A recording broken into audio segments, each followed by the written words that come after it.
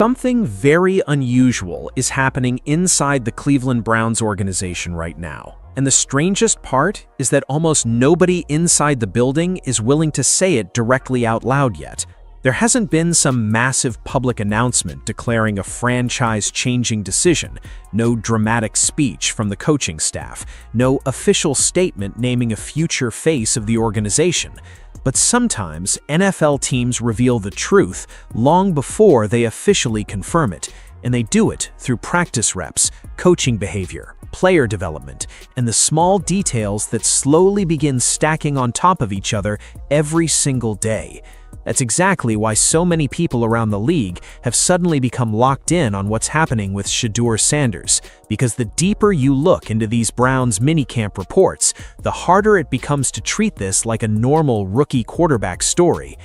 Every update coming from that field keeps pointing in the same direction, and the momentum surrounding him is growing faster than many people expected possible this early. What makes this situation especially interesting is that this doesn't feel like artificial off-season hype being pushed by fans searching for excitement during the quiet part of the NFL calendar. This isn't just one flashy throw going viral on social media before disappearing 2 days later. The people discussing Shedeur's performances keep repeating the same observations over and over again, and that consistency is what's starting to catch attention. They're talking about his processing speed, his comfort level, his timing, his anticipation, the calmness in the pocket, the way the ball is reportedly coming out on time without hesitation. Those are not the kinds of things coaches casually ignore, especially when they appear this early for a rookie quarterback stepping into one of the most heavily scrutinized situations in football. Normally, when young quarterbacks arrive at rookie minicamp, the environment is designed to overwhelm them immediately. The NFL is faster than anything they've experienced before. Defensive disguises become more complex. Passing windows shrink instantly. The amount of information quarterbacks must process between the snap and the release becomes almost suffocating for many rookies during their first exposure to professional football. Even talented prospects usually spend their first few practices thinking too much instead of reacting naturally, because the speed of the game forces hesitation out into the open very quickly. But according to multiple reports coming out of Cleveland, Shedeur Sanders has not looked like a quarterback drowning in adjustment mode. In fact, some observers have described the exact opposite. Instead of appearing overloaded by the moment, he reportedly stepped onto that practice field looking unusually prepared for it, calm, organized, controlled, and one number immediately started making people across football stop and pay attention: an 80% completion rate during competitive team reps early in minicamp. On the surface, casual fans may not think that sounds groundbreaking, because off-season football always comes with exaggerated excitement. But inside NFL buildings, coaches are evaluating far more than raw completions. They care about how quickly a quarterback processes coverage rotations. They care about anticipation before receivers fully separate. They care about whether the quarterback understands where the football needs to go before the defense reveals everything after the snap. Most importantly, they care about whether the player looks mentally comfortable operating inside the structure of the offense. And as more details started surfacing about how Shedeur achieved those completions, the conversation surrounding him began changing very quickly. Because suddenly, this stopped looking like a rookie quarterback simply surviving practice. It started looking like a quarterback quietly establishing control over an offense much earlier than expected. Reports began describing throws delivered before receivers finished their breaks, deep passes arriving with timing and placement that challenged earlier criticism about his arm strength, and chemistry developing quickly between Shedeur and multiple pass catchers already working inside this new offensive system. That's where this story becomes difficult to dismiss as ordinary off-season optimism. NFL coaching staffs do not accidentally give young quarterbacks meaningful competitive reps unless they genuinely want answers quickly. They especially do not begin building analytical tools, intensive evaluations, and developmental attention around a rookie unless they believe there is something worth investing in long-term.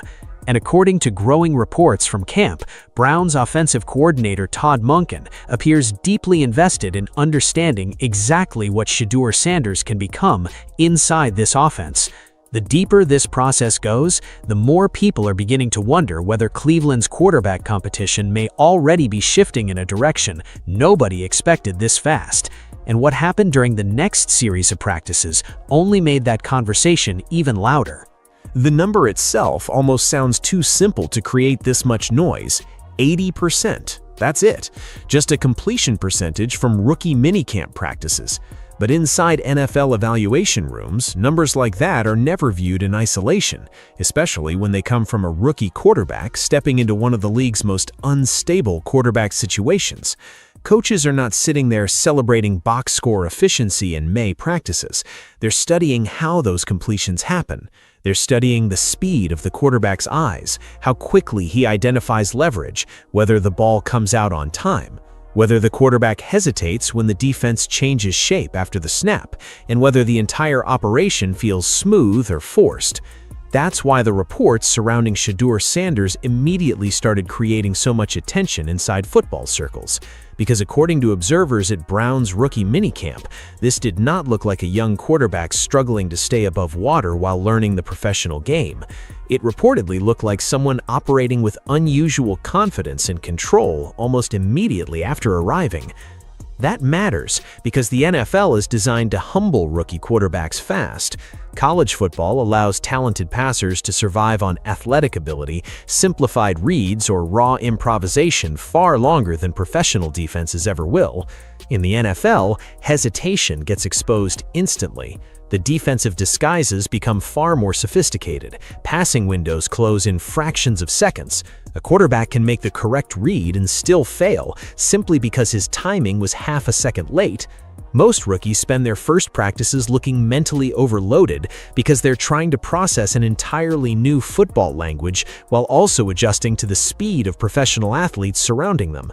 Coaches actually expect that discomfort because it helps reveal how quickly players adapt under pressure.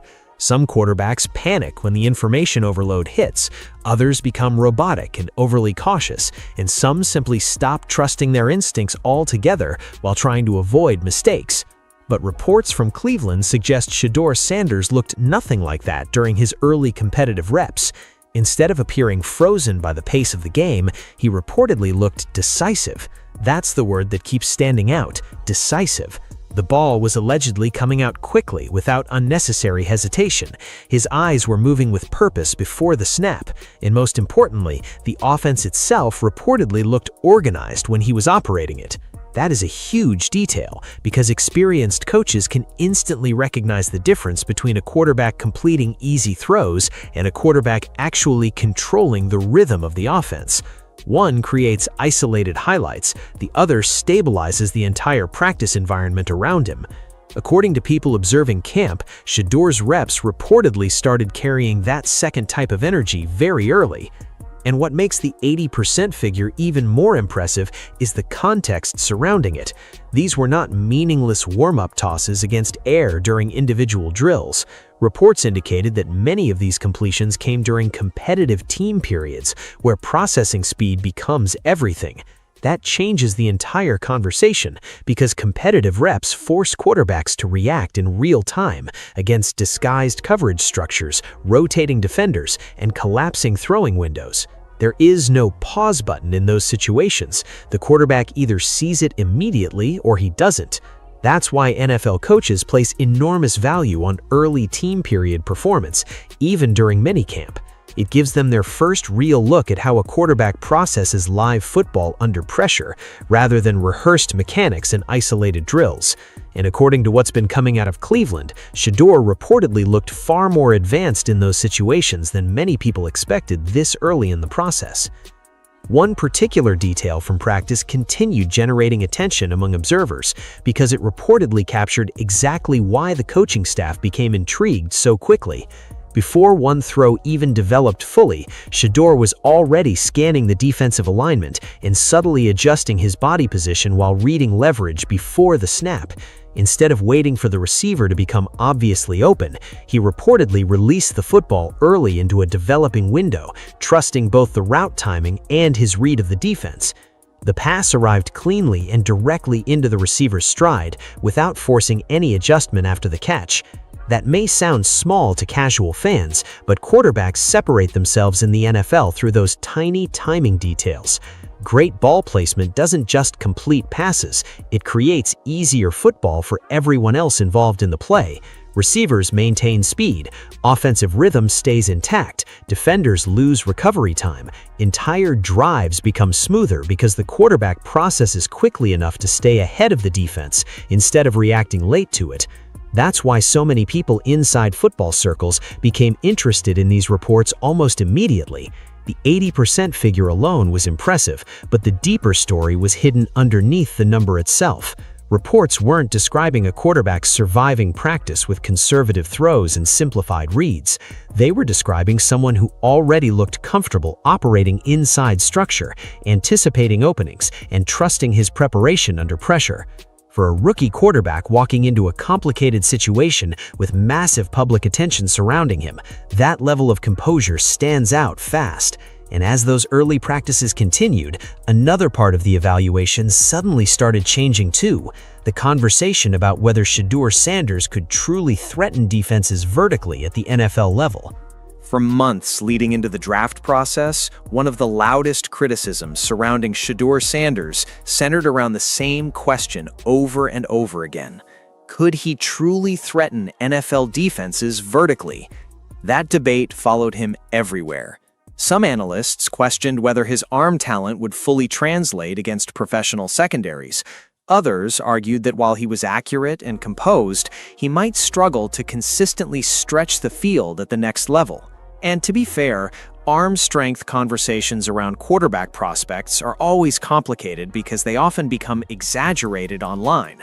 One side treats every deep throw like proof of superstardom, while the other treats any perceived limitation like a permanent ceiling that can never improve. But what made the discussion around Shedeur interesting was that many evaluators weren't questioning his intelligence or accuracy. They were specifically questioning whether defenses would truly fear him pushing the football downfield in tight NFL windows where velocity and timing matter far more than they do in college. That's why one particular throw during Brown's minicamp reportedly changed the tone of the conversation almost immediately. Because according to multiple observations from practice, this wasn't a quarterback compensating for weak arm strength with exaggerated touch passes or floating rainbow throws into open grass. This reportedly looked like a real NFL-level vertical throw delivered with confidence, timing, and full-field conviction. The ball reportedly traveled with enough pace to beat trailing coverage while still dropping into the exact area needed for the receiver to make the catch cleanly. And that combination is what matters most at the professional level. Deep ball success in the NFL is not simply about distance. Plenty of quarterbacks can throw the ball far.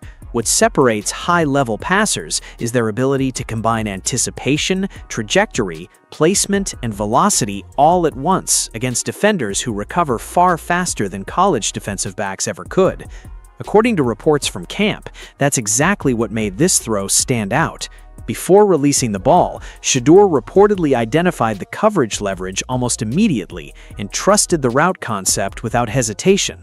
There was no visible double clutching, no uncertainty, no extra hitch waiting for confirmation that the receiver had already separated completely.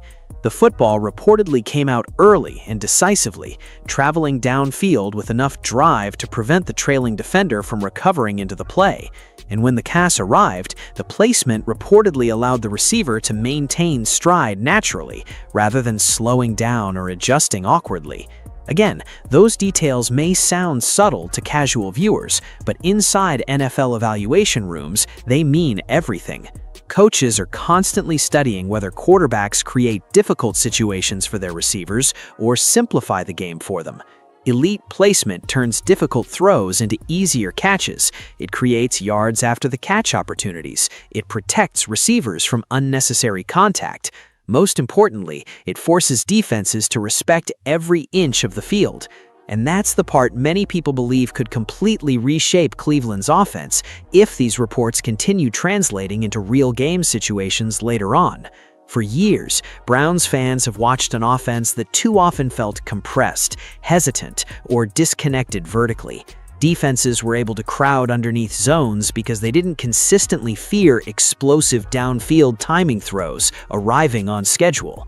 But if Shedeur Sanders can genuinely threaten defenses deep while maintaining the same quick processing and accuracy that observers are already talking about, the entire geometry of the offense changes. Safeties are forced to stay honest. Corners lose the ability to aggressively jump underneath routes. Suddenly, intermediate passing windows become larger simply because the quarterback can punish defenses for overcommitting elsewhere. One successful vertical quarterback changes the emotional structure of an entire defense before the snap even happens. What's fascinating is that some analysts and fans reportedly began reconsidering earlier evaluations almost immediately after these practice reports surfaced. Not because one throw suddenly guarantees future greatness, but because it challenged the idea that Shedeur lacked the physical tools to fully unlock a modern passing offense. There's a major difference between a quarterback surviving within limitations and a quarterback weaponizing the full field. According to growing observations from camp, Shedeur may be showing signs of the second category much earlier than expected. And perhaps the most important part of all this is that the deep ball reportedly didn't look forced or unnatural. It reportedly looked comfortable, controlled, repeatable, like a quarterback who fully trusted both his mechanics and his understanding of the offense. But while the deep ball conversations started changing quickly, something else inside Brown's camp may have been even more important long-term. Because as practices continued, people also began noticing how quickly Shedeur Sanders was building chemistry with two very specific receivers, Casey Concepcion and Denzel Boston. And the details behind those connections started revealing something much bigger about where this offense could be heading. For months leading into the draft process, one of the loudest criticisms surrounding Shedeur Sanders centered around the same question over and over again. Could he truly threaten NFL defenses vertically? That debate followed him everywhere. Some analysts questioned whether his arm talent would fully translate against professional secondaries. Others argued that while he was accurate and composed, he might struggle to consistently stretch the field at the next level. And to be fair, arm strength conversations around quarterback prospects are always complicated because they often become exaggerated online. One side treats every deep throw like proof of superstardom, while the other treats any perceived limitation like a permanent ceiling that can never improve. But what made the discussion around Shedeur interesting was that many evaluators weren't questioning his intelligence or accuracy. They were specifically questioning whether defenses would truly fear him pushing the football downfield in tight NFL windows where velocity and timing matter far more than they do in college. That's why one particular throw during Brown's minicamp reportedly changed the tone of the conversation almost immediately. Because according to multiple observations from practice, this wasn't a quarterback compensating for weak arm strength with exaggerated touch passes or floating rainbow throws into open grass. This reportedly looked like a real NFL-level vertical throw delivered with confidence, timing, and full field conviction. The ball reportedly traveled with enough pace to beat trailing coverage while still dropping into the exact area needed for the receiver to make the catch cleanly. And that combination is what matters most at the professional level. Deep ball success in the NFL is not simply about distance. Plenty of quarterbacks can throw the ball far. What separates high-level passers is their ability to combine anticipation, trajectory, placement, and velocity all at once against defenders who recover far faster than college defensive backs ever could. According to reports from camp, that's exactly what made this throw stand out. Before releasing the ball, Shedeur reportedly identified the coverage leverage almost immediately and trusted the route concept without hesitation. There was no visible double clutching, no uncertainty, no extra hitch waiting for confirmation that the receiver had already separated completely. The football reportedly came out early and decisively, traveling downfield with enough drive to prevent the trailing defender from recovering into the play. And when the pass arrived, the placement reportedly allowed the receiver to maintain stride naturally, rather than slowing down or adjusting awkwardly. Again, those details may sound subtle to casual viewers, but inside NFL evaluation rooms, they mean everything. Coaches are constantly studying whether quarterbacks create difficult situations for their receivers or simplify the game for them. Elite placement turns difficult throws into easier catches. It creates yards after the catch opportunities. It protects receivers from unnecessary contact. Most importantly, it forces defenses to respect every inch of the field. And that's the part many people believe could completely reshape Cleveland's offense if these reports continue translating into real game situations later on. For years, Browns fans have watched an offense that too often felt compressed, hesitant, or disconnected vertically. Defenses were able to crowd underneath zones because they didn't consistently fear explosive downfield timing throws arriving on schedule. But if Shedeur Sanders can genuinely threaten defenses deep while maintaining the same quick processing and accuracy that observers are already talking about, the entire geometry of the offense changes. Safeties are forced to stay honest. Corners lose the ability to aggressively jump underneath routes. Suddenly, intermediate passing windows become larger simply because the quarterback can punish defenses for overcommitting elsewhere. One successful vertical quarterback changes the emotional structure of an entire defense before the snap even happens. What's fascinating is that some analysts and fans reportedly began reconsidering earlier evaluations almost immediately after these practice reports surfaced. Not because one throw suddenly guarantees future greatness, but because it challenged the idea that Shedeur lacked the physical tools to fully unlock a modern passing offense. There's a major difference between a quarterback surviving within limitations and a quarterback weaponizing the full field. According to growing observations from camp, Shedeur may be showing signs of the second category much earlier than expected. And perhaps the most important part of all this is that the deep ball reportedly didn't look forced or unnatural. It reportedly looked comfortable, controlled, repeatable, like a quarterback who fully trusted both his mechanics and his understanding of the offense. But while the deep ball conversations started changing quickly, something else inside Brown's camp may have been even more important long-term.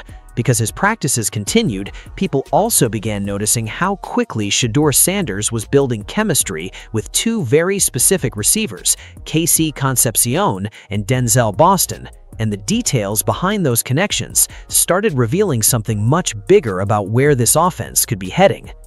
The most revealing part of this entire situation may not actually be the throws, the completion percentage, or even the growing chemistry with the receivers. It may be the behavior of Todd Monken himself, because coaches tell the truth through actions long before they ever say it publicly. And right now, many people watching Browns camp believe Monken's actions are speaking louder than any press conference possibly could. NFL coaches are naturally cautious when discussing quarterbacks publicly, especially rookies. They avoid making emotional declarations too early because organizations understand how dangerous expectations can become. But behind closed doors, coaching staffs operate very differently. Their real opinions show up through practice structure, rep distribution, developmental investment, and the amount of attention they dedicate to certain players.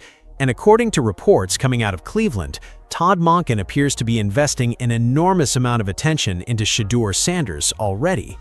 One of the first details that reportedly caught people's attention was how quickly Monken allowed Shedeur to participate in meaningful competitive reps instead of limiting him to isolated developmental drills.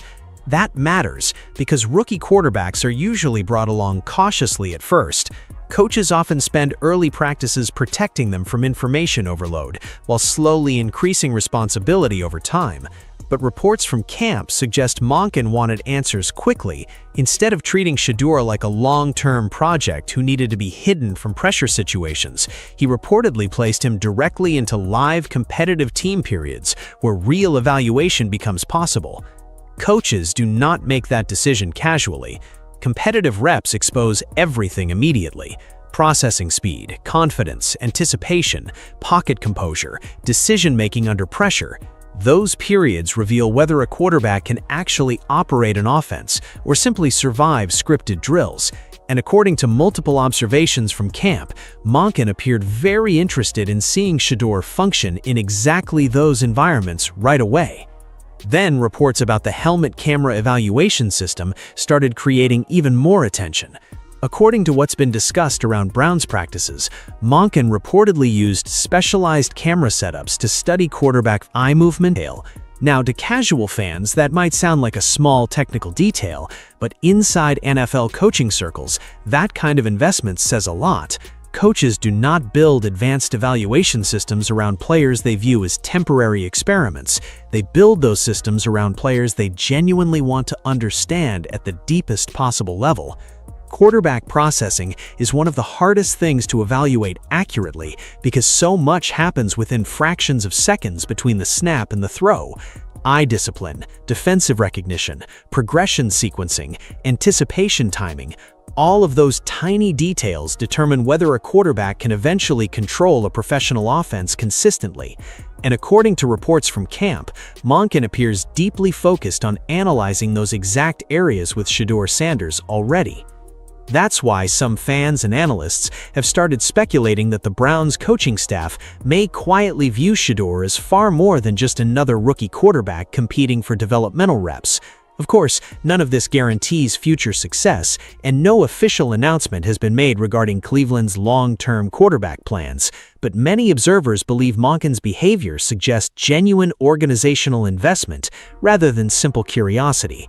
Coaches naturally prioritize players they believe can eventually become foundational pieces of the offense, and according to growing reports from practice, Shedeur is receiving the kind of detailed developmental attention that usually accompanies quarterbacks teams are seriously preparing to build around.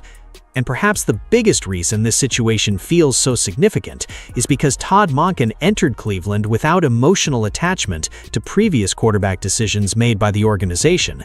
That changes everything.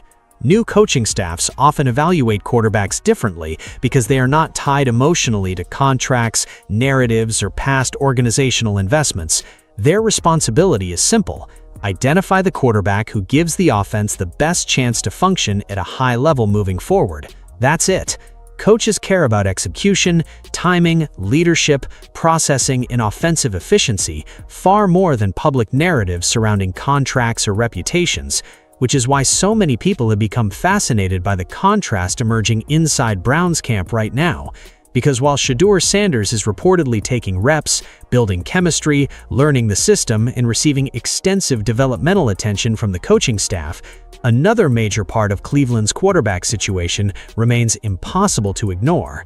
And that's where the Deshaun Watson conversation starts becoming much more uncomfortable for the organization moving forward. There's a reason the quarterback conversation in Cleveland has started feeling increasingly uncomfortable for a lot of people around the league, and it has very little to do with official depth charts or public statements. The real tension comes from something much simpler. One quarterback is actively building momentum inside the system every single day, while the other currently is not. And in the NFL, especially inside modern offensive systems, momentum is not built through reputation alone. It's built through repetitions, timing, chemistry, and constant daily interaction between the quarterback, the coaching staff, and the receivers. That's the part many fans believe is quietly shifting beneath the surface right now, because while Deshaun Watson still carries the history, the name recognition, and the enormous contract attached to him, reports from Browns camp suggest that Shedeur Sanders is the one currently accumulating the most valuable currency inside the organization: developmental trust. That distinction matters far more than most casual fans realize. NFL offenses are living systems. Timing routes are not permanent concepts that automatically function because they exist in a playbook. They must be developed repeatedly through practice until the quarterback and receivers begin reacting instinctively together. Coaches need to understand how quickly the quarterback processes adjustments. Receivers need to understand how early the quarterback wants routes broken off against certain coverages. Protection calls must become second nature. Anticipation must become automatic. None of that happens in theory. It happens through constant physical repetition on the practice field. And according to reports coming out of Cleveland, Shedeur Sanders is currently the quarterback participating in that process daily, while Watson remains outside much of that developmental accumulation due to his situation. That reality has reportedly led many fans and analysts to quietly speculate that the gap inside the building may already be changing faster than the public fully realizes. Not because Watson's past accomplishments suddenly disappear, and not because one strong minicamp automatically determines the future of the franchise, but because coaches naturally become increasingly invested in the quarterback actively growing inside their system in real time. Every successful rep matters. Every completed timing route matters. Every adjustment made correctly at the line of scrimmage matters. Quarterbacks develop trust gradually through hundreds of small moments stacked together over time, and according to growing observations from Browns practices, Shedeur is currently stacking those moments at a rapid pace. Meanwhile, Watson's absence from much of that day-to-day developmental process has become impossible for people to completely ignore. Again, none of this means the Browns have made any official long-term decision, and much of the conversation surrounding the quarterback room remains speculative at this stage. But many observers around the league believe there's an important psychological component developing inside the organization already. Coaches and teammates naturally gravitate toward the quarterback consistently sharing the work with them. Offensive identity forms through repetition. Trust forms through repetition. Leadership credibility forms through repetition. And according to reports from camp, Shedeur Sanders is increasingly becoming part of the emotional rhythm of this offense simply because he is there building it alongside everyone else every single day. What makes the situation even more fascinating is that Todd Monken reportedly appears focused almost entirely on forward development rather than past investment. New coaching staffs often approach quarterback situations far more coldly than front offices or ownership groups because coaches ultimately care about functionality above all else. They care about which quarterback can operate the offense most effectively now and in the future, not which storyline looks best publicly. That's why some insiders and fans have started wondering whether Cleveland's quarterback competition may quietly be evolving away from reputation-based expectations and towards something much more performance-driven internally. Because once coaches begin seeing timing, chemistry, anticipation, and command developing organically inside practices, it becomes difficult to ignore those signs, regardless of contract size or outside narratives. And perhaps the most important part of all this is that Shedeur Sanders reportedly does not appear intimidated by the weight of the situation surrounding him. In fact, according to observations from camp and media sessions, he appears unusually comfortable operating directly inside the pressure rather than trying to avoid it. While many young quarterbacks become visibly cautious under heavy scrutiny, Shedeur reportedly seems willing to acknowledge the noise, absorb it, and continue working without allowing it to change his demeanor publicly. That mentality may actually be becoming just as important as the throws themselves. Because the deeper this story goes, the more people around Cleveland are beginning to notice something else entirely. The leadership side of Shedeur Sanders may be developing just as quickly as the football side. One of the most surprising parts of this entire situation may not actually be the throws, the completion percentage, or even the rapid chemistry developing inside the offense. It may be the way Shedeur Sanders has reportedly handled the emotional pressure surrounding him since arriving in Cleveland. Because quarterback leadership in the NFL is an extremely difficult thing to fake over time. Fans often reduce leadership to simple cliches like confidence, swagger, or motivational speeches, but inside locker rooms, players recognize something much more specific. They recognize emotional steadiness, they recognize accountability, they recognize whether a quarterback becomes smaller when pressure intensifies, or whether he stays mentally consistent regardless of outside noise. And according to growing reports from Browns camp, that side of Shedeur's personality has been catching attention just as much as the football itself. What's interesting is that Shedeur entered one of the most emotionally complicated quarterback situations in the league immediately arriving in Cleveland. Every throw is being analyzed. Every practice report becomes a headline online. Every comparison between him and Deshaun Watson creates another wave of debate across social media and sports television. That kind of environment can easily overwhelm young quarterbacks, especially rookies still trying to establish themselves professionally. Many players in that position either become overly defensive publicly or try so hard to appear unaffected that they come across emotionally disconnected entirely. But according to observations from his early media appearances and interactions around the team, Shedeur reportedly hasn't responded in either of those ways. Instead, he appears unusually comfortable acknowledging the pressure without allowing it to visibly shake his confidence or change the way he approaches the work. That balance is difficult to maintain, especially for a rookie carrying this much public attention before even playing a regular season snap.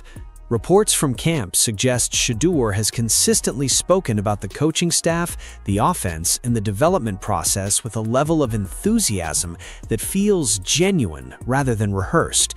That detail matters more than people think. NFL locker rooms are extremely sensitive to authenticity. Players and coaches quickly recognize when someone is delivering polished media answers versus speaking from actual conviction. According to observers around the team, Shedeur reportedly comes across like someone who genuinely believes in both the coaching staff and the direction of the offense, and that kind of confidence can quietly spread through a locker room much faster than outsiders realize.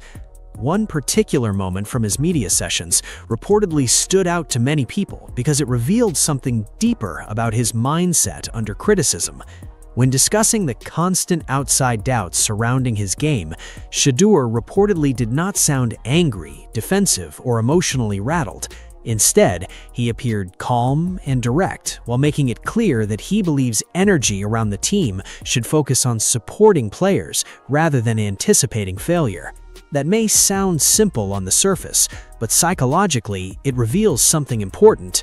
Young quarterbacks under pressure often become consumed by trying to silence critics personally. They start performing emotionally for the arguments surrounding them instead of staying centered on development and execution. But according to people watching these interactions closely, Shedeur reportedly projects the opposite mentality. He acknowledges the noise exists, but he doesn't appear controlled by it. That's one reason many fans and analysts have started reacting so strongly to his demeanor already. Leadership at the quarterback position is not simply about speaking loudly or carrying visible swagger. Some of the most respected quarterbacks in football history built leadership through emotional control and consistency rather than dramatic personality. Teams want quarterbacks who can stabilize pressure rather than absorb it emotionally. They want players who can process criticism without becoming distracted by it. And according to reports from Browns camp, Shedeur Sanders has shown early signs of possessing that exact kind of composure despite entering an incredibly volatile situation. What makes this even fascinating is how closely that emotional steadiness appears connected to his on-field approach. Reports from practice consistently describe the same characteristics repeatedly: patience, decisiveness, confidence, and trust in the structure of the offense. Usually those traits are deeply connected psychologically. Quarterbacks who panic emotionally often begin hesitating physically on the field. Their eyes drop, their timing slows, their mechanics tighten under pressure. But according to observations coming out of Cleveland, Shedeur reportedly continues operating with calm rhythm even while the spotlight surrounding him grows larger every single day. And when you combine that leadership presence with the processing speed, the chemistry developing inside the offense, the investment from Todd Monken, and the growing momentum inside Browns camp, the entire picture surrounding this quarterback situation starts looking very different than it did only a few weeks ago. Because at this point, many people around the league are beginning to wonder whether the Browns may already have their answer, even if the organization hasn't officially admitted it yet. When you step back and look at everything together, instead of isolating each individual report, the entire situation surrounding the Cleveland Browns starts feeling far less random than it did at the beginning of minicamp. Because this is no longer just about one impressive throw or one strong practice session generating temporary off-season excitement. The pattern itself is what's catching people's attention now. An 80% completion rate during competitive reps, reports describing advanced processing and anticipation unusually early for a rookie quarterback. Deep ball throws that reportedly challenged long-standing concerns about his ability to attack vertically at the NFL level. Rapid chemistry developing with both Casey Concepcion and Denzel Boston. A coaching staff, led by Todd Monken, reportedly investing major time and analytical resources into understanding and developing him immediately. And on top of all that, a rookie quarterback who appears emotionally steady under one of the most intense spotlights in football. At a certain point, people around the league stop viewing those things as isolated moments and start viewing them as signals pointing in the same direction. That's why many fans and analysts have quietly started wondering whether the Browns may already have their answer, even if the organization hasn't officially admitted it yet. Of course, none of this guarantees that Shedeur Sanders becomes the long-term answer overnight. NFL history is full of young quarterbacks who generated early excitements before facing much harder challenges once the regular season began. Development is never linear, and there is still a massive difference between succeeding in minicamp and succeeding against live NFL defenses under real game pressure. But what makes this situation so fascinating is how consistently the reports coming out of Cleveland have centered around the exact qualities organizations usually search for when identifying franchise quarterbacks: processing speed, timing, emotional composure, leadership presence, anticipation, and command of the offense. And perhaps the biggest reason this conversation has accelerated so quickly is because football organizations often reveal their true priorities through behavior long before official announcements ever arrive. Teams rarely stand in front of microphones and openly declare that a rookie quarterback is already changing the direction of the franchise after only a few weeks. Instead, the clues appear quietly. Rep distribution changes, coaches become more invested, offensive structures begin adapting around certain players, receivers start building visible chemistry with one quarterback more than the others.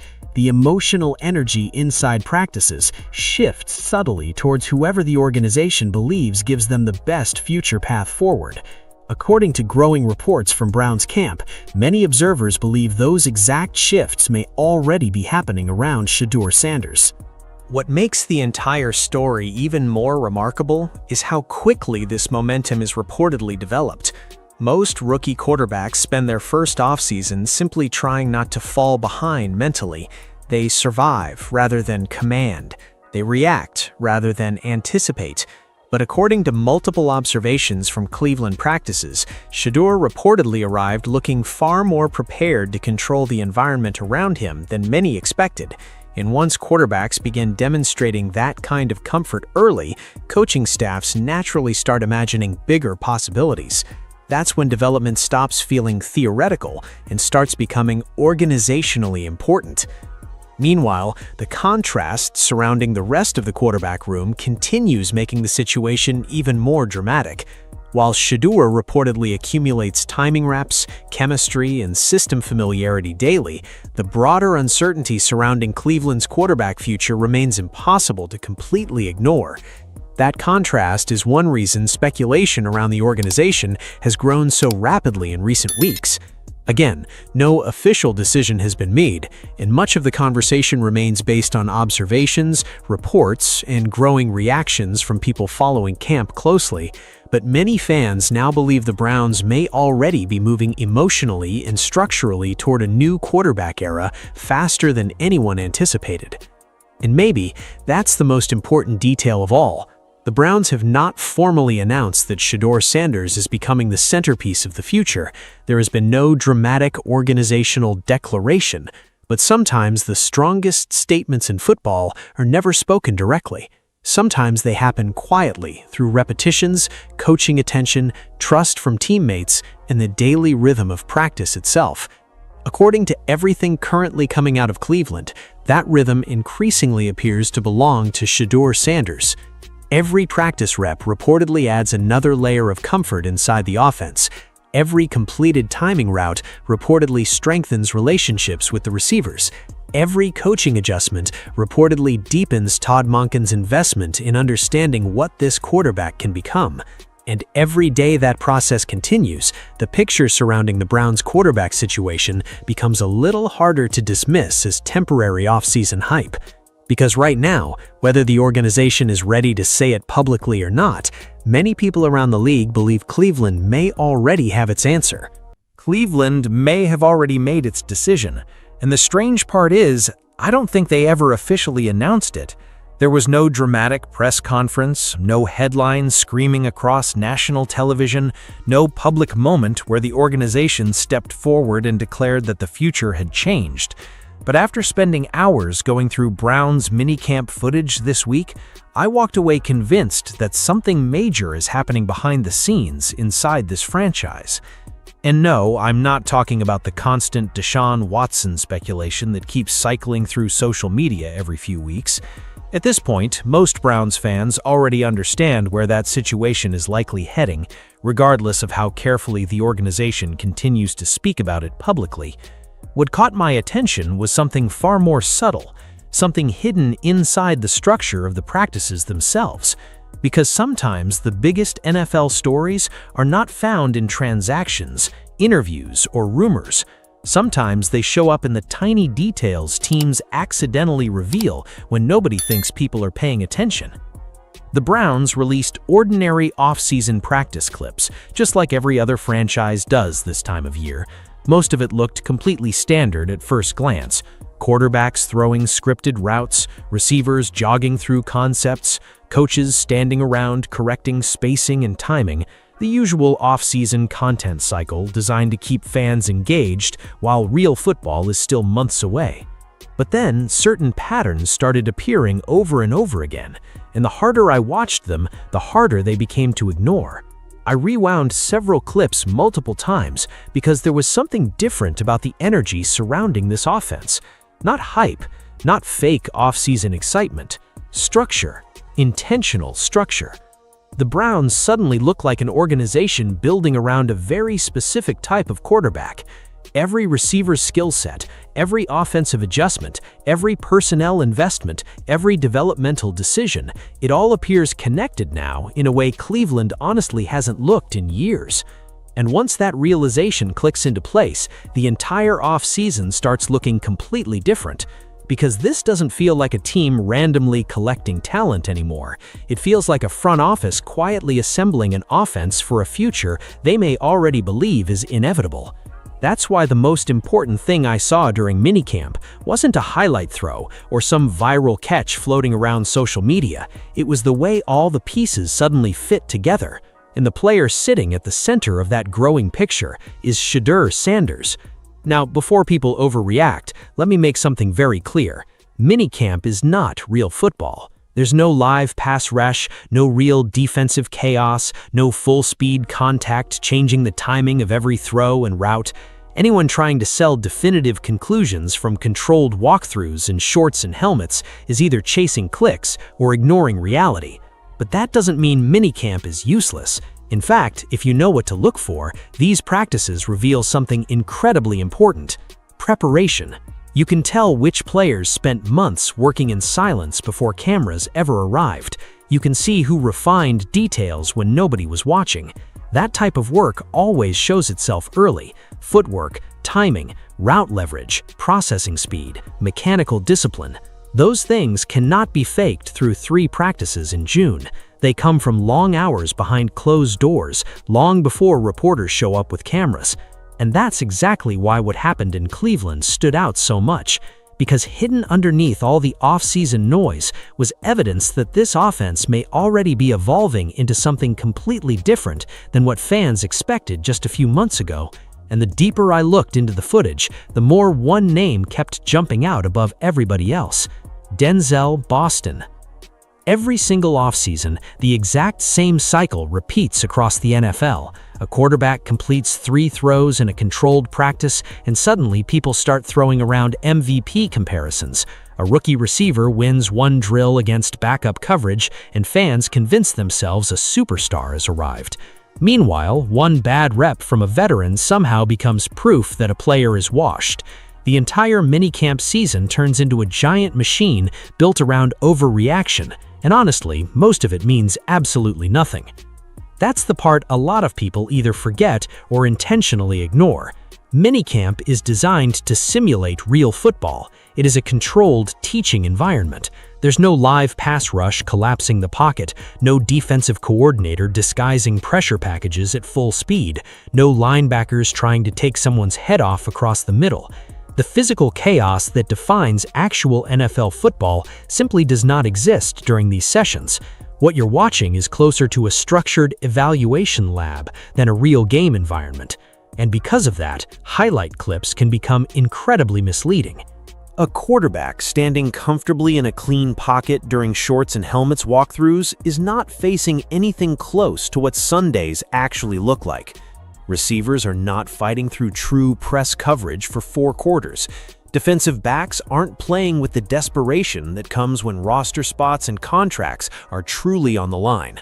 Everything is slowed down, everything is controlled, everything is simplified. That's why I always laugh a little when people start making massive declarations after 2 or 3 off-season practices. But here's where things get interesting. Even though minicamp itself is controlled, preparation cannot hide forever. That's the signal most people miss. You may not learn who the best player on the field is during these practices, but you absolutely learn who arrived prepared. You can see who spent the offseason refining technique when nobody was filming. You can spot the players who attacked weaknesses instead of posting workout videos online for attention. Real development leaves fingerprints all over practice tape if you know where to look. Footwork tells stories. Timing tells stories. Route leverage tells stories. So does body control, processing speed, and mechanical consistency. Those details don't magically appear because a coach installed something over 3 walkthroughs in June. They come from months of invisible work done in empty facilities while nobody was watching. And that's exactly why Cleveland caught my attention. Because when I started digging through the Browns footage, I wasn't seeing random off-season energy. I wasn't seeing fake hype designed for social media engagement. I was seeing evidence of preparation that looked unusually intentional. The offense suddenly carried a different shape to it. Certain players looked like they already understood exactly how they fit into a much larger plan. That's what made me stop and rewind certain clips multiple times. Not because somebody made an impossible catch, not because a quarterback launched a deep ball with nobody rushing him. It was the smaller things that stood out. The spacing, the route discipline, the way certain receivers manipulated leverage before breaks, the timing between concepts. The structure felt cleaner, more connected, more purposeful than Cleveland has shown in previous off-seasons. And once I noticed it, one player kept showing up at the center of it over and over again: Denzel Boston. The moment Denzel Boston showed up on the practice footage, the entire offense immediately looked different. And I don't mean different in the exaggerated best shape of his life offseason way that gets recycled every single year. I mean structurally different. The spacing changed, the defensive reactions changed, even the rhythm of the routes looked different once he stepped onto the field. That's when I understood why the Josh Gordon comparisons exploded online almost instantly. Now, to be clear, nobody should be placing those expectations on a young receiver this early. Browns fans know better than anyone how dangerous unrealistic comparisons can become. But at the same time, it's impossible to ignore why people immediately went there. Cleveland has been missing this type of physical presence on the outside for so long that fans almost forgot what it actually looks like when a receiver forces a defense to respect him before the ball is even snapped. Boston has that kind of frame. Long arms, large catch radius, strong movement ability for his size. But the real difference is how defenders react to him. corners cannot comfortably sit on routes the same way they do against smaller receivers. Safeties have to think differently about leverage. Defensive coordinators are suddenly forced to allocate real attention toward the perimeter instead of crowding everything underneath. And that changes an offense more than most people realize. For years, Cleveland's offense has often felt compressed. Defenses could cheat towards shorter concepts because there wasn't always a true boundary threat, consistently forcing coverage adjustments outside the numbers. That creates a ceiling on an offense, even when individual talent exists elsewhere on the roster. Eventually, everything becomes harder. Third downs become tighter, red zone spacing disappears because defenses no longer fear being punished outside. Boston immediately changes that equation. But honestly, the size wasn't even the most impressive part. What shocked me was how advanced some of the route details already looked this early in his development. Usually when a young receiver with elite physical tools arrives in the NFL, the technical side still looks raw. You see athleticism carrying reps more than true understanding. That wasn't what showed up here. Boston wasn't simply overpowering defenders physically, he was manipulating positioning before breaks even happened. That matters. A lot of casual viewers only watch the ending of a route. They see separation and assume speed created it. Coaches watch the beginning. They watch footwork, stem angles, shoulder positioning, release pacing, tiny details that force defenders into bad leverage before the actual break even occurs. And Boston already showed flashes of understanding those concepts at a level that honestly surprised me. There were multiple reps where he subtly established tendencies early in the route, then punished defenders once they reacted to those patterns later in the stem. That is not accidental football. That's preparation. That's film study. That's repetition, happening long before rookie minicamp cameras ever started recording. And that's the part people need to understand. 3 practices in June do not create that level of route awareness. Coaches cannot install nuanced leverage manipulation in a few walkthroughs. Those habits are built during lonely off-season work when nobody is watching. Empty training facilities, private receiver sessions, endless repetition against air until movements become automatic. You can always identify the players who took preparation seriously because their details look cleaner immediately. Boston looked like one of those players. The deeper I got into the footage, the more obvious it became that Cleveland may view him as far more than just another developmental receiver buried somewhere on the depth chart. The organization appears to understand exactly what his skill set could unlock for this offense if his growth continues on this trajectory. And this is where the connection to Shedeur Sanders becomes impossible to ignore. Because Boston's strengths perfectly align with the type of quarterback play Sanders thrives with. Tight window anticipation throws, boundary timing routes, back shoulder concepts, isolation coverage opportunities outside the numbers. Suddenly, the offense starts looking designed for precision rather than merely survival. It starts looking like a system built to attack defenses instead of merely reacting to them. That's a massive shift. And honestly, it may explain why Cleveland's offseason suddenly feels far more intentional than people initially realized. But Boston wasn't the only receiver quietly revealing something important during these practices, because another player created a completely different kind of conversation, and the biggest concern surrounding him might end up deciding everything. Casey Concepcion. Now this is where the evaluation becomes much more complicated, because unlike Denzel Boston, whose strengths immediately jump off the screen, Casey Concepcion forces you to balance 2 completely different realities at the same time. And honestly, that's exactly why the conversation around him could become one of the most important storylines of Cleveland's offseason. Because the drops were real. There's no reason to soften that, no reason to hide behind the usual "it's only minicamp" excuse people love using this time of year.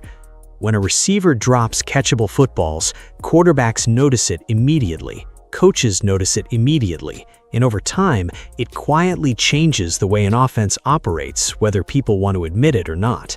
That's the uncomfortable truth about drops in professional football.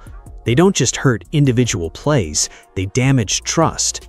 A quarterback has to believe a receiver will finish the rep when the pressure gets chaotic late in games, especially in critical moments. Third down, red zone, 2-minute drives. If doubt starts creeping into that relationship, play callers naturally become more cautious. Progressions shift, targets disappear. Timing concepts slowly get redirected toward receivers the quarterback trusts more instinctively. And that's why Concepcion's hands are not some tiny issues sitting off to the side. It's the single biggest obstacle standing directly in front of his development right now. But here's the part that makes this evaluation fascinating. If you focus only on the drops, you completely miss how advanced some other parts of his game already look. Because the route running, that was legitimately impressive. There were several reps during Minicamp where Concepcion created separation without relying on overwhelming athleticism at all. He wasn't simply running past defenders, he was manipulating them, setting leverage early, controlling pacing inside the stem, reading coverage alignment before breaks. Those details matter so much more long-term than people realize. One touchdown rep especially stood out to me because it perfectly showed the difference between athletic separation and professional separation. He didn't win because he was dramatically faster than the defender. He won because the route itself worked exactly the way it was designed to work. His release forced the defender into poor positioning. His timing stayed disciplined through the stem. His break created just enough space because the setup before it had already done the damage. That's NFL receiver play. And honestly, coaches usually get far more excited about that than some flashy one-handed catch in practice. Because route intelligence scales upward against better competition. Pure athletic dominance doesn't always survive at the professional level once everybody on the field is fast. Receivers who understand spacing, leverage, and timing can consistently create openings even when they aren't the most explosive athlete in the stadium. Concepcion showed flashes of exactly that. His feet already look coached at a high level, the movement discipline is visible, there's structure to his routes, intentionality. You can tell there's real technical work underneath the surface here. That gives Cleveland something valuable to develop because technical foundations are much harder to teach than people think. The frustrating part is that the hands keep interrupting the excitement. Every strong route suddenly loses momentum when the football hits the turf. Every impressive separation rep becomes harder to celebrate when the finish isn't there consistently. That tension is what makes Concepcion such a difficult projection right now. Cleveland may genuinely have a highly intelligent separator developing inside this offense, but until the drops stabilize, the trust level can never fully grow. And trust is everything for a young quarterback, especially for someone like Shedeur Sanders, whose game thrives on timing and anticipation. Precision quarterbacks throw before breaks fully develop. They release passes based on expectation. That system completely falls apart if receivers become unreliable at the catch point. So now Cleveland faces an extremely important question moving forward. Can Concepcion clean up the one weakness capable of limiting everything else he already does well? Because if the answer becomes yes, the Browns may suddenly have a receiver room with dramatically more flexibility than people expected entering the offseason. Boston gives them physical boundary pressure.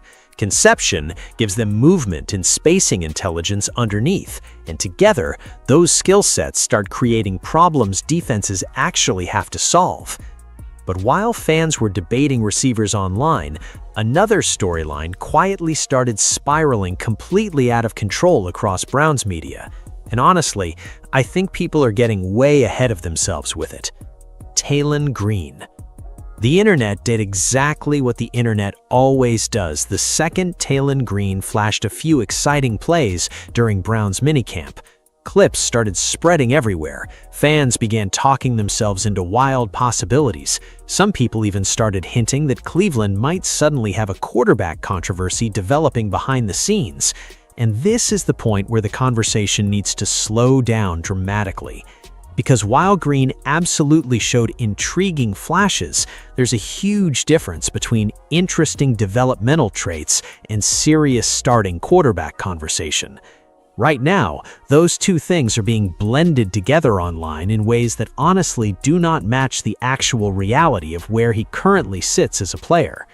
Now let me be fair first, because ignoring the talent would be dishonest. The physical tools are obvious immediately. The arm strength is real. The mobility changes the geometry of the field in ways traditional pocket passers simply cannot replicate. You can feel the athletic explosiveness the second he starts moving through drills. Even during controlled practice sessions, there were moments where the raw upside jumped off the screen hard enough to understand why fans got excited so quickly. Quarterbacks with that kind of movement ability naturally create attention. They create imagination. Fans start visualizing broken plays turning into explosive gains. Coaches start thinking about designed movement packages. Suddenly, every scramble drill clip becomes fuel for bigger conversations. But this is exactly where off-season overreaction becomes dangerous, because the same footage generating excitement also revealed why Green remains a long-term developmental project rather than an immediate solution. The release mechanics still needs serious refinement. The throwing motion occasionally gets elongated under pressure simulation. Certain passes sailed high. Some throws arrived late. A few reps showed the exact kind of inconsistency you typically expect from a quarterback still learning how to translate raw athletic gifts into stable professional quarterback mechanics. And honestly, that's completely normal. There's no shame in that evaluation at all. Green was never drafted as a polished NFL-ready passer expected to challenge for a starting role immediately. He was drafted because the upside is fascinating enough to justify investing time into development. That's a very different conversation than pretending he's suddenly forcing Cleveland to rethink the structure of the franchise after a few controlled walkthrough sessions. Because he isn't. And I think that distinction matters a lot right now, before the hype grows larger than the actual evidence. Some media coverage has already started drifting toward the kind of exaggerated off-season narrative that tends to explode this time of year. One exciting throw becomes buzz, buzz becomes pressure, pressure becomes fake quarterback competition rumors. Then suddenly fans are debating scenarios that were never realistically happening inside the building to begin with. That's exactly the cycle Cleveland needs to avoid. Because when you step back and examine the Browns' offseason as a whole, the organization's direction actually looks extremely clear. Everything points towards Shedeur Sanders. The receiver acquisitions fit his skill set. The offensive line investments fit his style of play. The route concepts emerging during minicamp fit precision timing football. Even the structural balance of the offense increasingly looks designed around maximizing a quarterback who thrives on anticipation, accuracy, and processing speed, rather than chaos-driven improvisation. That doesn't mean Green lacks value. In fact, his development could become extremely important long-term. Athletic quarterbacks with legitimate arm talent are always worth monitoring because growth trajectories at that position can become unpredictable over time. If Cleveland properly develops his mechanics and decision-making foundation, there may absolutely be something worth getting excited about down the road. But there's a massive difference between worth monitoring and threatening the organizational plan. Right now, Green belongs firmly in the first category.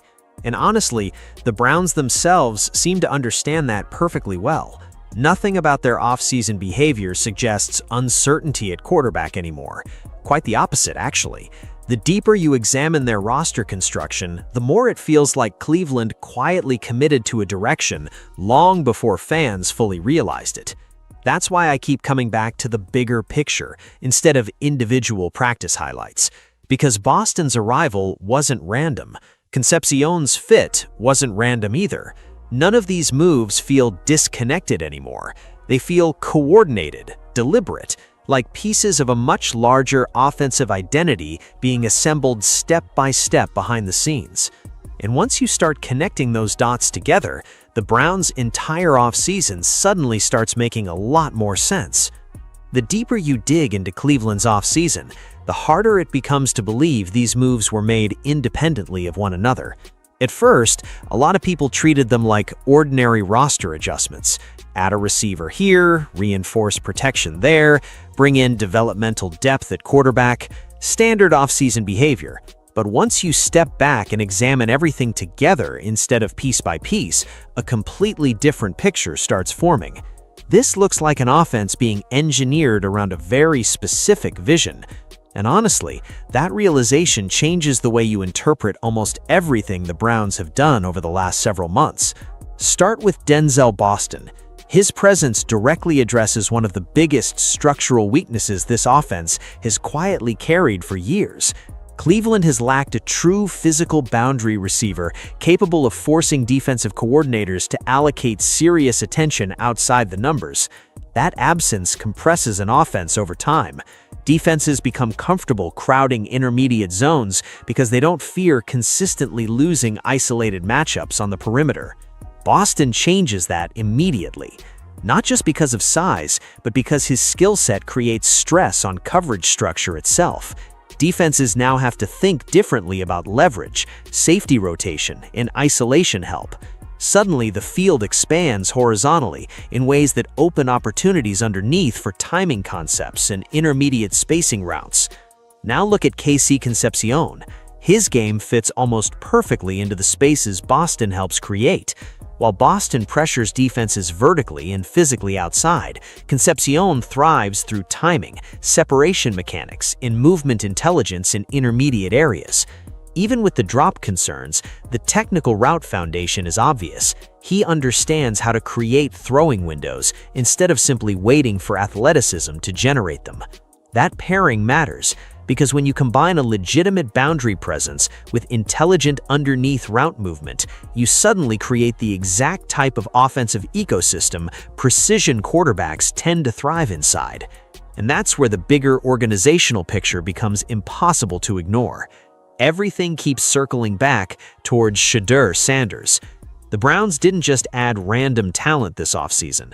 They added pieces that specifically complement the strengths Sanders is known for: timing throws, anticipation windows, rhythm passing, boundary accuracy, controlled pocket operation. Even the offensive line investments suddenly make far more sense through that lens. Think about how much money and effort Cleveland poured into stabilizing protection.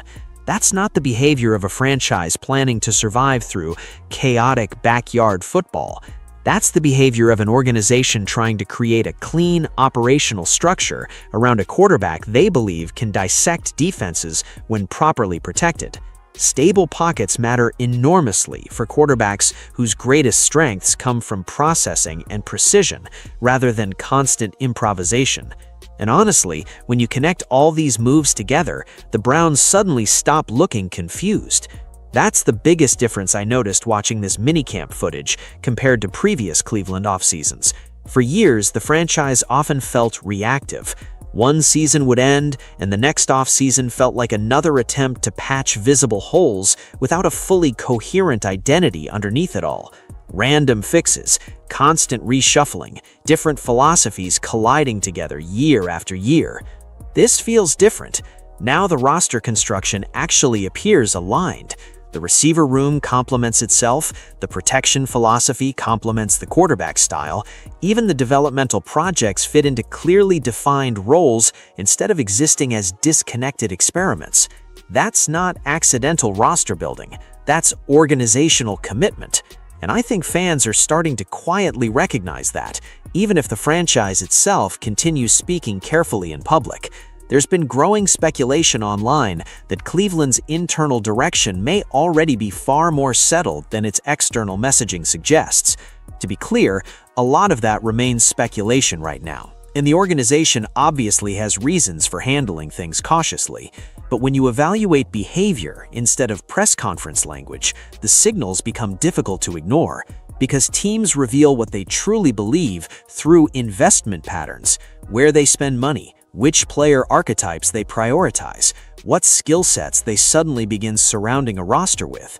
Those decisions usually tell the truth long before official statements ever do. And Cleveland's offseason tells a very specific story. A story about infrastructure, a story about building an offense intentionally instead of desperately, a story about a franchise that may finally believe it has identified the quarterback profile capable of carrying the organization into a completely different era. And once you see that pattern clearly, one thing becomes impossible to ignore. The Browns may already be operating like the post-Watson future has quietly begun behind the scenes. There's one part of this entire Cleveland minicamp story that I honestly think national coverage is completely missing right now.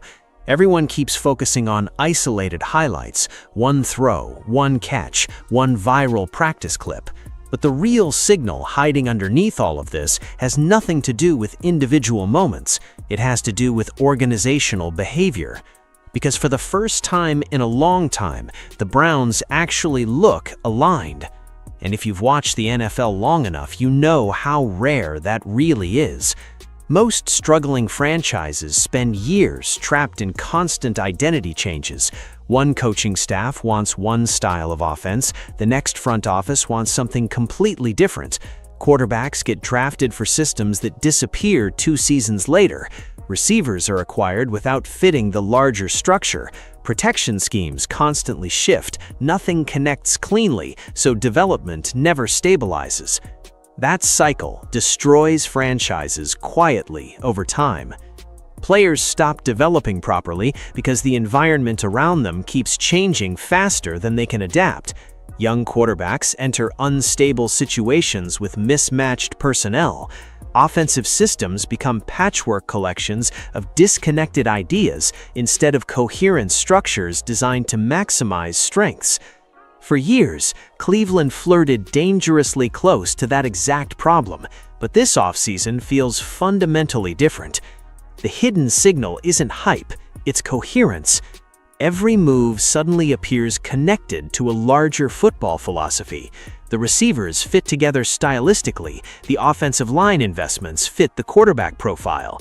Even the developmental depth pieces feel chosen with intentionality instead of desperation. That kind of structural alignment matters far more long-term than any single minicamp highlight ever could. And honestly, you can see it showing up in the body language of the offense already. The spacing looks cleaner, the timing looks more natural.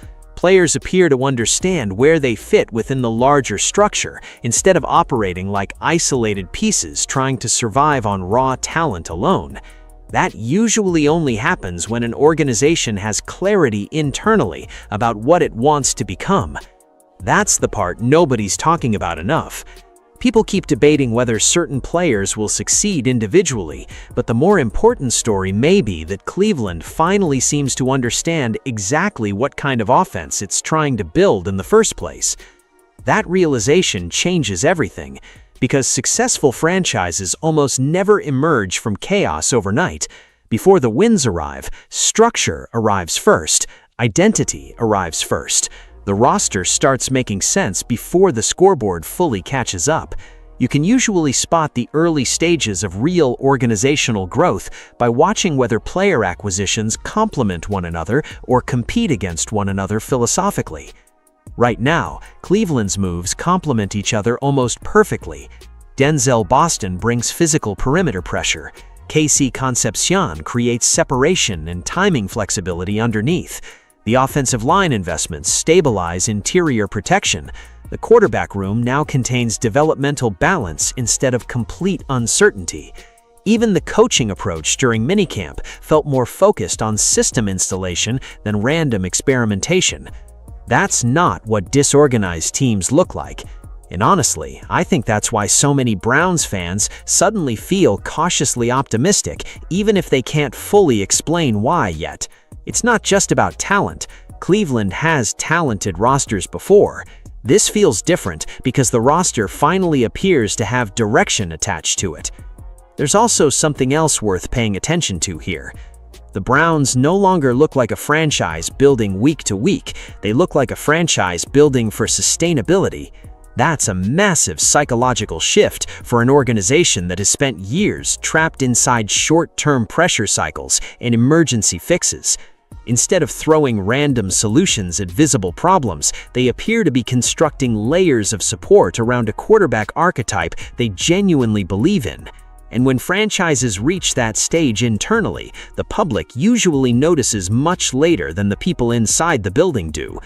That's why I keep saying the biggest minicamp takeaway wasn't a flashy throw or viral highlight. It was the realization that Cleveland may already know exactly who and what it wants to become moving forward.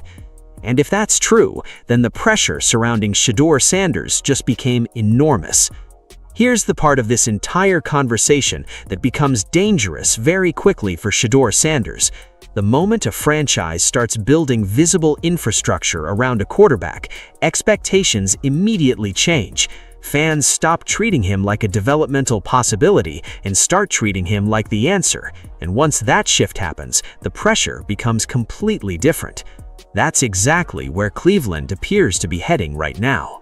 Because if the Browns are truly constructing this offense around Sanders' strengths the way it currently looks, then the organization is no longer quietly experimenting.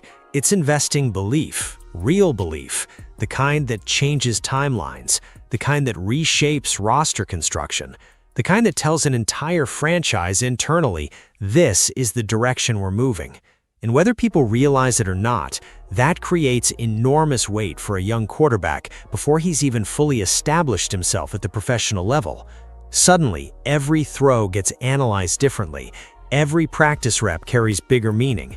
Fans begin searching for confirmation that the organization made the right choice. Media coverage becomes amplified. Expectations start growing faster than development naturally happens. And in Cleveland specifically, where quarterback instability has haunted the franchise for years, that pressure multiplies even faster. Because Browns fans desperately want this to finally be the answer, that emotional reality matters. When a fan base spends years cycling through uncertainty at the most important position in sports, hope becomes incredibly powerful. The second people believe they see stability forming, they emotionally attach themselves to it almost immediately. That's already starting to happen with Sanders. You can feel it building online. Every minicamp clip spreads instantly.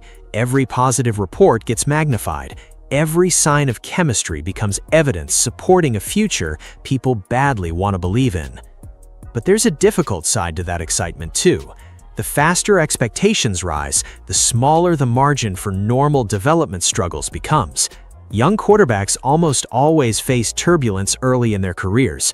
Timing adjustments, coverage disguises, protection breakdowns, confidence swings, bad stretches. That's normal NFL development.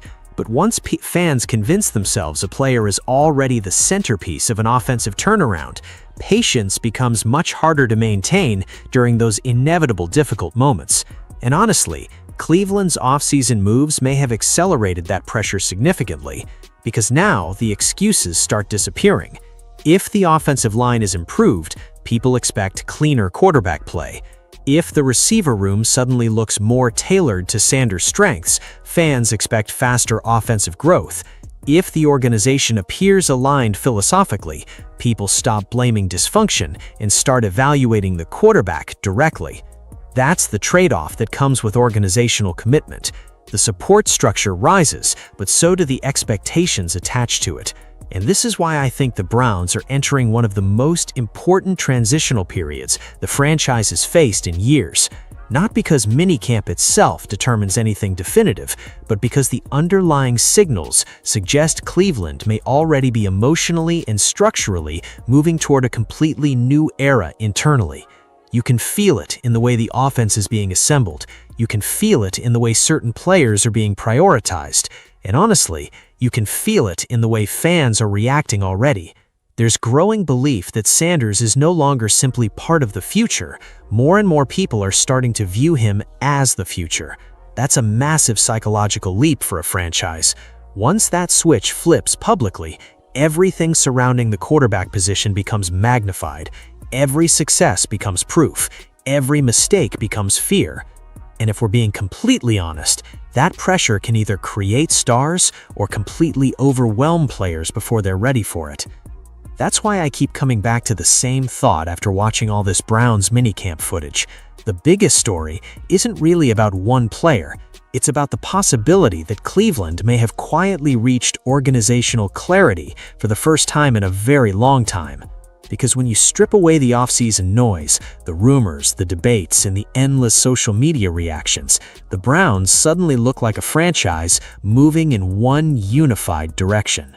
And if that direction truly centers around Shedeur Sanders, then Cleveland may have already made the most important decision of its entire future long before the public officially hears the words out loud.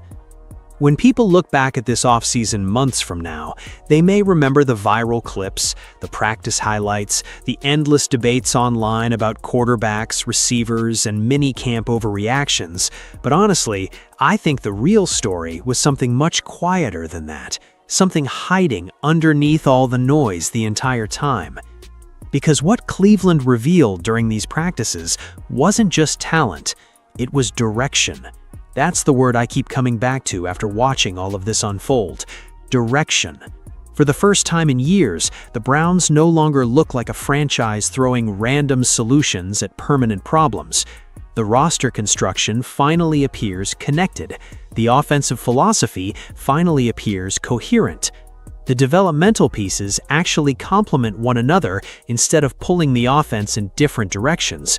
And once you notice that, the entire offseason suddenly starts feeling less accidental. Denzel Boston wasn't just another receiver addition. He looks like a direct answer to a structural weakness that has limited this offense for years. Casey Concepcion wasn't just brought in for speed or depth. His movement intelligence fits perfectly into the kind of timing-based spacing attack Cleveland suddenly appears interested in building. Even the offensive line investments now look less like generic protection spending and more like intentional infrastructure being placed around a quarterback archetype the organization believes can succeed at a high level.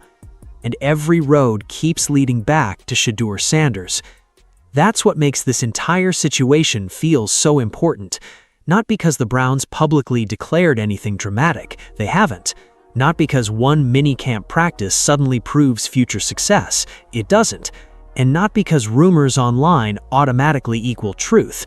A lot of speculation surrounding Cleveland right now remains exactly that, speculation. But organizations reveal themselves through behavior long before they reveal themselves through words. And Cleveland's behavior this offseason has been incredibly revealing.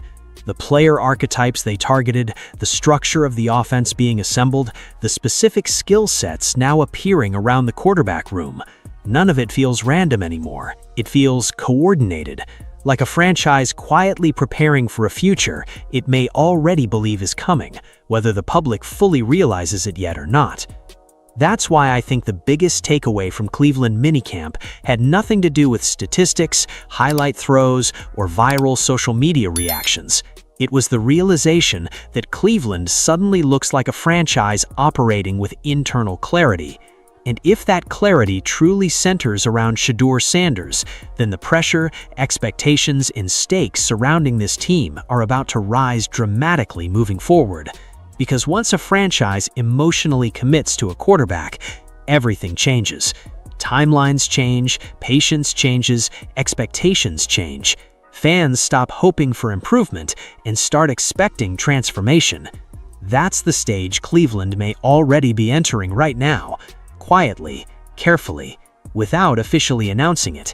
And if all the signals hiding inside this offseason actually mean what they appear to mean, then the Browns may have already made the biggest decision in franchise history long before the public ever hears the truth out loud.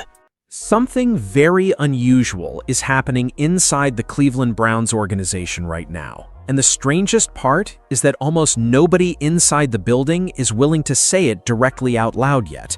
There hasn't been some massive public announcement declaring a franchise-changing decision, no dramatic speech from the coaching staff, no official statement naming a future face of the organization.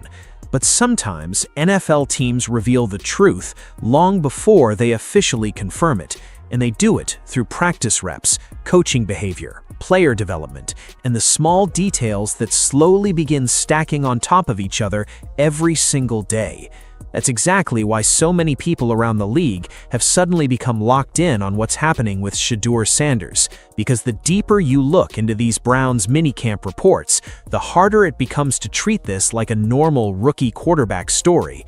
Every update coming from that field keeps pointing in the same direction, and the momentum surrounding him is growing faster than many people expected possible this early. What makes this situation especially interesting is that this doesn't feel like artificial off-season hype being pushed by fans searching for excitement during the quiet part of the NFL calendar. This isn't just one flashy throw going viral on social media before disappearing 2 days later. The people discussing Shedeur's performances keep repeating the same observations over and over again, and that consistency is what's starting to catch attention. They're talking about his processing speed, his comfort level, his timing, his anticipation, the calmness in the pocket, the way the ball is reportedly coming out on time without hesitation. Those are not the kinds of things coaches casually ignore, especially when they appear this early for a rookie quarterback stepping into one of the most heavily scrutinized situations in football.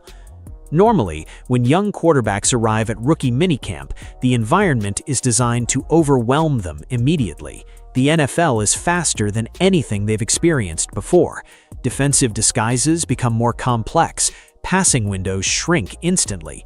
The amount of information quarterbacks must process between the snap and the release becomes almost suffocating for many rookies during their first exposure to professional football. Even talented prospects usually spend their first few practices thinking too much instead of reacting naturally, because the speed of the game forces hesitation out into the open very quickly. But according to multiple reports coming out of Cleveland, Shedeur Sanders has not looked like a quarterback drowning in adjustment mode.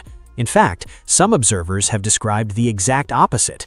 Instead of appearing overloaded by the moment, he reportedly stepped onto that practice field looking unusually prepared for it, calm, organized, controlled, and one number immediately started making people across football stop and pay attention: an 80% completion rate during competitive team reps early in minicamp.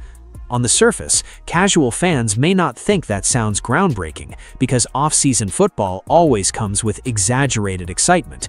But inside NFL buildings, coaches are evaluating far more than raw completions. They care about how quickly a quarterback processes coverage rotations. They care about anticipation before receivers fully separate. They care about whether the quarterback understands where the football needs to go before the defense reveals everything after the snap. Most importantly, they care about whether the player looks mentally comfortable operating inside the structure of the offense. And as more details started surfacing about how Shedeur achieved those completions, the conversation surrounding him began changing very quickly. Because suddenly, this stopped looking like a rookie quarterback simply surviving practice. It started looking like a quarterback quietly establishing control over an offense much earlier than expected. Reports began describing throws delivered before receivers finished their breaks, deep passes arriving with timing and placement that challenged earlier criticism about his arm strength, and chemistry developing quickly between Shedeur and multiple pass catchers already working inside this new offensive system. That's where this story becomes difficult to dismiss as ordinary off-season optimism. NFL coaching staffs do not accidentally give young quarterbacks meaningful competitive reps unless they genuinely want answers quickly. They especially do not begin building analytical tools, intensive evaluations, and developmental attention around a rookie unless they believe there is something worth investing in long-term. And according to growing reports from camp, Browns offensive coordinator Todd Monken appears deeply invested in understanding exactly what Shedeur Sanders can become inside this offense. The deeper this process goes, the more people are beginning to wonder whether Cleveland's quarterback competition may already be shifting in a direction nobody expected this fast. And what happened during the next series of practices only made that conversation even louder. The number itself almost sounds too simple to create this much noise: 80%. That's it. Just a completion percentage from rookie minicamp practices. But inside NFL evaluation rooms, numbers like that are never viewed in isolation, especially when they come from a rookie quarterback stepping into one of the league's most unstable quarterback situations. Coaches are not sitting there celebrating box score efficiency in May practices. They're studying how those completions happen. They're studying the speed of the quarterback's eyes, how quickly he identifies leverage, whether the ball comes out on time, whether the quarterback hesitates when the defense changes shape after the snap, and whether the entire operation feels smooth or forced. That's why the reports surrounding Shedeur Sanders immediately started creating so much attention inside football circles. Because according to observers at Brown's rookie minicamp, this did not look like a young quarterback struggling to stay above water while learning the professional game. It reportedly looked like someone operating with unusual confidence and control almost immediately after arriving. That matters because the NFL is designed to humble rookie quarterbacks fast. College football allows talented passers to survive on athletic ability, simplified reads, or raw improvisation far longer than professional defenses ever will. In the NFL, hesitation gets exposed instantly. The defensive disguises become far more sophisticated. Passing windows close in fractions of seconds. A quarterback can make the correct read and still fail simply because his timing was half a second late. Most rookies spend their first practices looking mentally overloaded because they're trying to process an entirely new football language